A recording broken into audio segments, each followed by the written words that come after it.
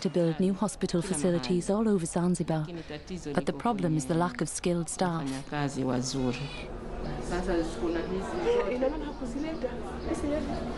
With extra funding from the British-based charity, the Makunduchi Project, hospital facilities here have been recently improved.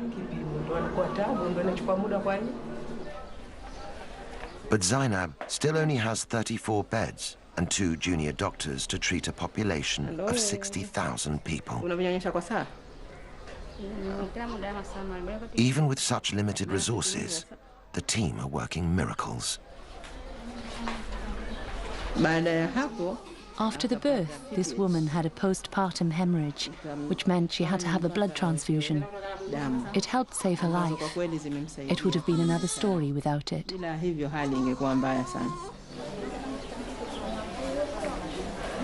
As a mother of 3 and a trained midwife, Zainab is passionate about getting modern medical support for pregnant women.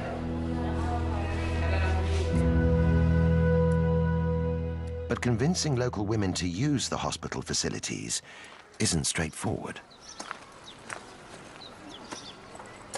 For most pregnant mothers, the first point of contact is their village's traditional birth attendant.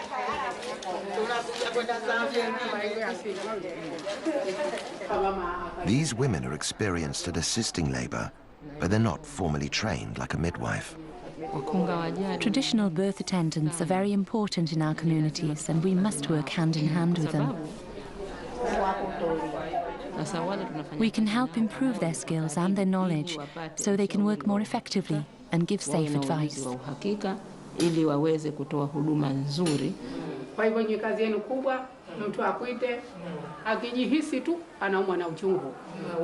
Getting these birth attendants on board is helping to persuade more mothers to have their babies in hospital.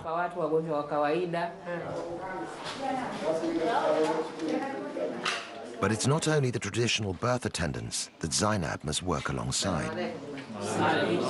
To win over the whole community, she must also get on board the shehas, the village leaders. As a woman working in a man's world, the task isn't easy. In Zanzibar, a woman's place has traditionally been in the home. Few ever reach senior positions in the workplace. This can make my work pretty difficult sometimes. People ask, why is a woman in a management position? It's just another challenge that I've had to try to overcome. Zainab is a pioneer for women in Zanzibar. Her hard work and persistence has won respect and is helping to challenge the old stereotypes.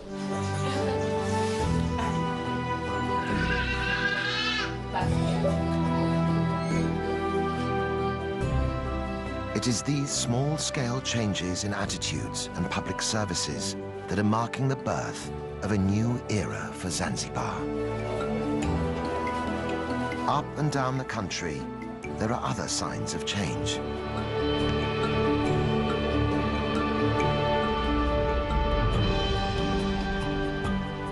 Just a generation ago, a female football team would have been unthinkable. Now, the Women's Fighters Football Club have won the right to play on their own terms. When they tackle men's teams, there's a feeling that there's more than just the game at stake.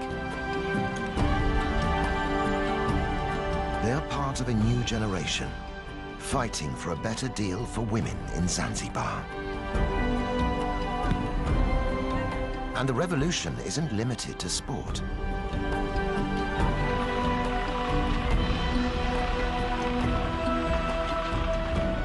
In the streets of Stone Town, female building crews have begun patching up the crumbling houses.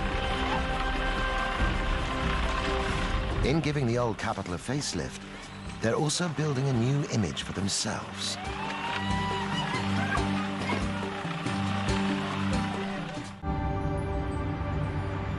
In the seaside village of Kidoti, in northern Unguja, women don't work just to prove a point. They have to work just to survive. I have 8 children. Their father died, and they have only me left. Fatuma Mashenga is one of a growing number of islanders who work the beach farming seaweed. We're a group of women who all farm together. It's hard work.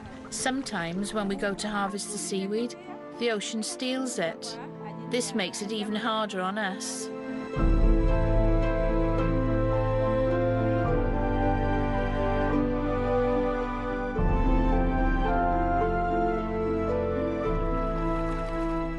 Known locally as moani, the seaweed is valued for its gel.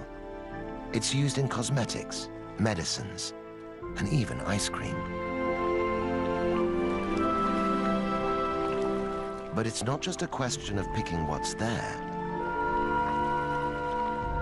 The crop has to be trained and cultivated. I go all along the rope, tying the seaweed on until I've reached the end. When that's done, I wait for the tide to come in before I go home. It takes 3 months before the newly planted seaweed is ready to harvest.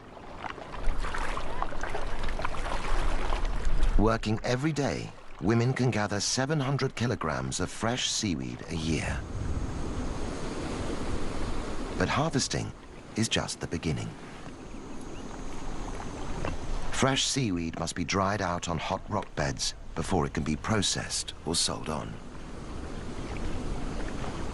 In the fierce sun, it's back-breaking work. But for the women who farm it, seaweed has become a lifeline.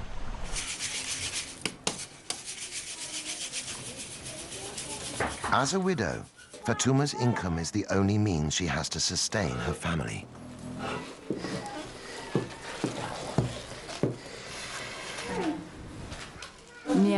I get less than half a US dollar per day, but if I don't work, I get nothing. The money I get is helping me so much. It helps my children go to school and to buy school books. For Fatuma, education is the way to build her family a better future. It's a sign of the changing times in Zanzibar that Fatuma sends her sons to school, and her daughters too. I didn't get an education, but I really, really want my children to attend school. I send them there and make sure they go, so that they don't end up with the same problems I have.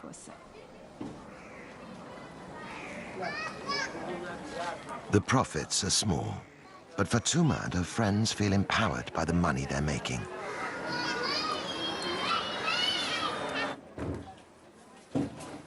They formed their own small cooperative, branching out into making oils and soaps, high-priced goods which can generate a real living wage.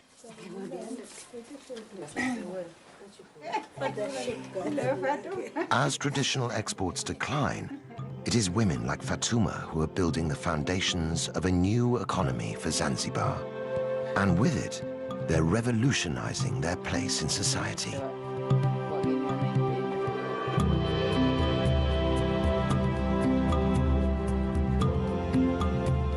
Across the archipelago, individual endeavors are combining to transform the life of the nation. They're pushing Zanzibar into a new phase of development, socially and politically. Life here has always been vibrant and colorful.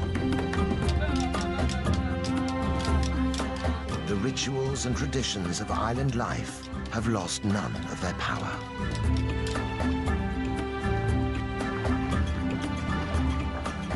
And now, there is a brighter future to imagine and reach for.